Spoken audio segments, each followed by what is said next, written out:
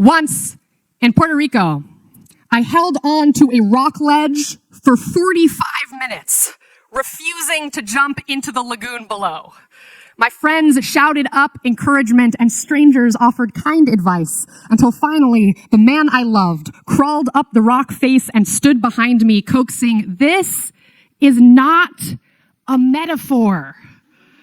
He said this because he knew that I had already found a way to equate this failure with all other failures. Knew that my mind prison is a tangle of labyrinths with unwarranted symbolism around every stubborn corner. I laughed because it was so accurate, and also because if I died going down, those would be the last words I heard. Instead, I jumped and survived. And that night in bed, he wrapped his arms around me and whispered, "It was a metaphor." Me, I am the metaphor.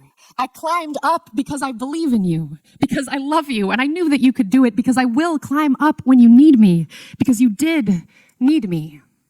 And he was already asleep before I could answer, leaving me to stalk my own hallways for the meanings of the clutched rock, the shaking legs, the racing heart, the fall, the smack, the coldest shock, and the man who climbed up to tell me to let go.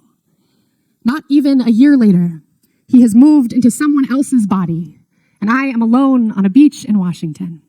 I have come here to hide from my sorrow, to try and write poems that do not lead back to him. Instead, I find myself watching a pack of young men throw stones into the air before swinging giant bats of driftwood, smashing them over the water. The thwack and pop and plunk echoing up and down the otherwise empty beach. And yes, the name of this beach is Useless Bay. And yes, the men are swinging as hard as they can, of course. And yes, it is twilight. And yes, I am all alone. And I do not want these metaphors. I would give them all back if I could. Even if it meant a rainstorm would forever be just a rainstorm, a ladybug on my arm, simply that. Still, I would trade it for this relentless weight of meeting, this unfair promise of always finding pattern where there need not be any. Let the young men be just young men, and not my heart forever swinging. Let the water be just water and not the vast loneliness. Let the driftwood be driftwood. Let the bay be unnamed. Let the sunset not be my time running out, but only the hour of the day.